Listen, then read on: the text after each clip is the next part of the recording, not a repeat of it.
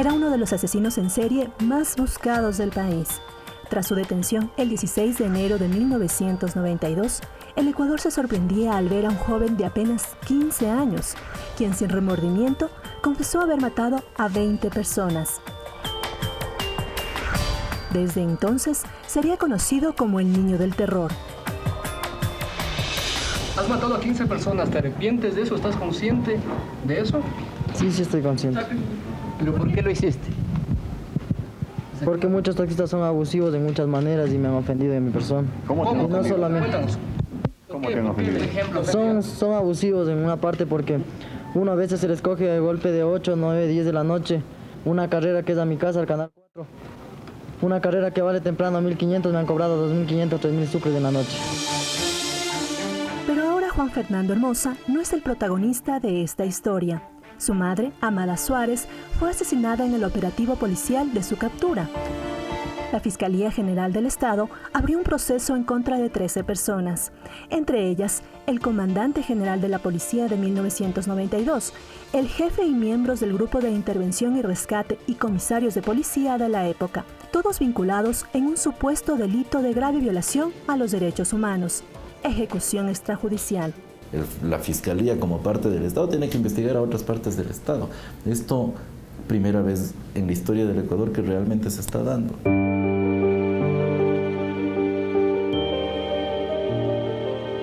A inicios de los 90, Quito estaba conmocionada por la desaparición y asesinato de 11 taxistas. El perfil de las víctimas era el mismo, todos conducían vehículos Sanremo nuevos. El temor incrementó cuando la policía identificó a 6 homosexuales, asesinados de la misma forma, con un tiro en la cabeza. Paulina es hija de Giovanni Solórzano, el tercer taxista encontrado sin vida. En el año 91 adquirieron una nueva unidad de taxi. El carro era nuevo, era un Sanremo nuevo, que apenas tenía cerca de 1 mes y medio sacado de la casa. Y tenía que pagar esa deuda. Entonces, él decidió salir las fiestas de Quito todo ese mes de diciembre, que es festivo, comenzó a salir a trabajar. Pero ya después nunca más ya llegó. El perfil de Juan Fernando Hermosa era el de un psicópata, con un alto coeficiente intelectual y líder nato. Creen que la raíz de su trastorno de personalidad estaría en su infancia. En el 2010 entrevisté a Rafael Hermosa, padre adoptivo de Juan Fernando, quien hasta su muerte hace 2 años creía en la inocencia de su hijo. Juan Fernando nació en 1976 en Chuchufindi. La pobreza obligó a su verdadera madre a entregarlo a Rafael y su esposa Amada, quienes no podían tener hijos. Sin embargo, un hecho marcó su vida. A los 7 años se enteró que era adoptado. Mi esposa estaba cosiendo unas ropas y el guagua estaba así acostado y yo al pie de la cama. Cuando le vi que empezó a lagrimear, le digo, mijo, ¿por qué vas a llorar? Cierto que usted no es mi papá, así me dijo y lloró el guagua. Desde ese momento, su personalidad cambió. Formó una banda de adolescentes de entre 14 y 16 años. Incluso habían 2 chicas. Los medios la llamaron la Pandilla del Terror, lo que en su momento significó un exitoso operativo que logró la detención del hombre más buscado del país. Hoy forma parte de los 136 casos de delitos contra los derechos humanos que investiga la Comisión de la Verdad de la Fiscalía. De los 136 casos que la Comisión de la Verdad denunció o informó más bien aquí a la Fiscalía General del Estado, hemos logrado comenzar ya un proceso judicial en 8 de estos 136 casos.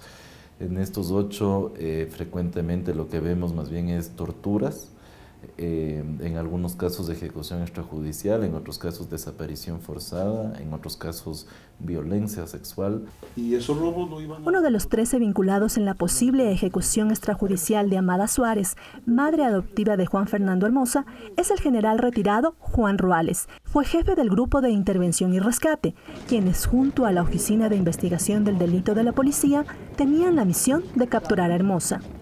Cuando nos llamaron por parte de la Central de Radio Patrullas para que acudamos a un operativo de alto riesgo, porque para eso nos llamaban a los miembros del Grupo de Intervención y Rescate. Nos manifestaron de que iban a capturar al elemento más peligroso de la banda del terror. Y al momento que el primer equipo estuvo ingresando, una gran explosión, presumimos que fue una granada porque hubo una ruptura de vidrios, hubo seguido de disparos, ¿no? Inmediatamente se escuchó una voz que manifestaba: se está fugando por el techo. Cuando vimos una persona que estaba sobre el techo, nosotros corrimos en persecución para poder alcanzarlo. Y cuando ya salimos de ese domicilio, este individuo cayó en el piso y un miembro de la policía le neutralizó prácticamente. ¿Esta granada era de la policía o de Juan Fernando Hermosa? La Policía Nacional no utiliza granadas de guerra. Frente a la existencia de la granada, nos tenemos que hacer la pregunta: ¿la granada la tenía Hermosa o la mamá? Aparentemente la tenía Hermosa. Pero quisiera recordar que en el caso Fibeca, hoy González y otro, también se dijo que los delincuentes que estaban asaltando la farmacia tenían granadas. Y se demostró en el proceso que las granadas que fueron puestas por la propia policía. De acuerdo a la autopsia, Amada Suárez recibió entre 19 y 20 tiros. Según el informe de balística pedido por la Fiscalía, los disparos provinieron de 4 trayectorias distintas. Después de proteger su vida, nuestros elementos, inmediatamente se dio la persecución para la captura. Cuando ingresamos con todos los miembros de la Policía Judicial, especialmente con la autoridad, que en ese entonces era el comisario, que era el juez de instrucción, nos pudimos dar cuenta de que existía una persona que había fallecido en ese lugar. Pero quiero decir categóricamente que el capitán Juan Ruales en aquel entonces, hoy general, jamás dio la orden de disparar. Nosotros demostraremos en derecho lo que corresponde para probar nuestra inocencia en primer lugar. Y yo como ecuatoriano lamento sobremanera de que haya habido una víctima en el operativo de incursión, pero no causada por miembros del grupo de intervención y rescate. La policía, a través de un comisario de policía, obtiene una orden de allanamiento a una dirección y a un número de casa diferente.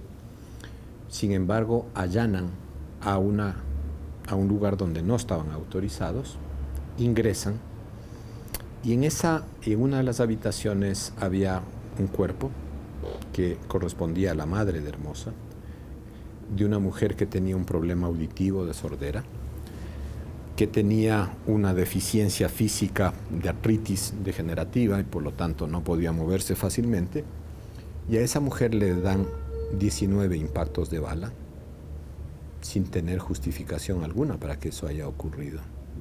Ella no era parte de la banda, no asaltaba, no mataba, no tenía armas. Y sin embargo sufrió una ejecución extrajudicial. Y esa ejecución extrajudicial la reclama la Fiscalía del Estado, en nombre de todos ustedes. En ese proceso actualmente tenemos 13 policías en servicio activo y pasivo en proceso.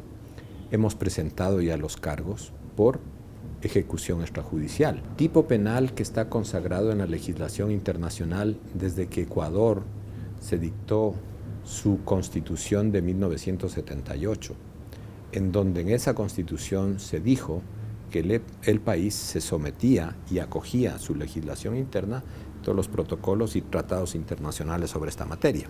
Si tú revisas la ejecución extrajudicial, Ángela, ingresa al ordenamiento jurídico nacional en la reforma que sufrió o que se hizo en el Código Penal ecuatoriano en el año 2010. ¿Qué significa prescribir?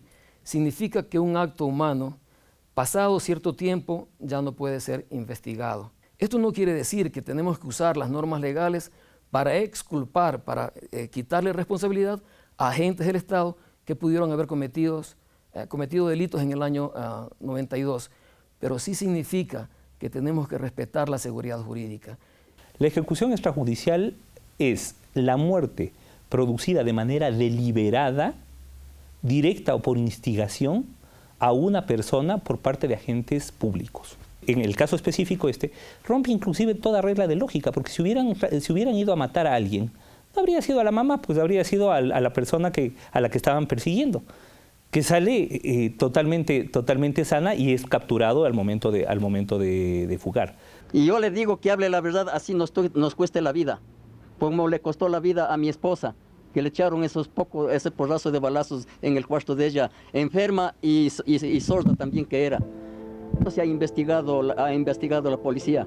¿Por qué no ha investigado la muerte de mi esposa? Si según la versión de los policías, ellos no dispararon, el sospechoso que queda es Juan Fernando Hermosa. Cuando la policía entra, tumba la puerta, hay una explosión al parecer de gas, y Hermosa, que tenía sus sentidos auditivos en pleno funcionamiento, fugó. Entonces vamos a ver en el tiempo que ocurren estos hechos, si en ese momento, antes de que entre la policía, Hermosa apunta a su madre y no a los policías. Una situación poco creíble, pero que hay que investigarla. ¿Cómo puedes tú demostrar que el policía o que el mismo señor Hermosa disparó si no hay el arma? Para relacionar esa arma con el infractor y con la muerte. No hay las armas. ¿Cómo se puede relacionar? Hay un arma, una de las que tenía el señor Hermosa, pero no hay lo que se llama en materia penal la cadena de custodia. ¿Quién recogió el arma? ¿Cómo la envolvió? ¿A quién se la entregó? ¿Dónde se conservó durante todos estos 24 años para que esa prueba no haya sido contaminada?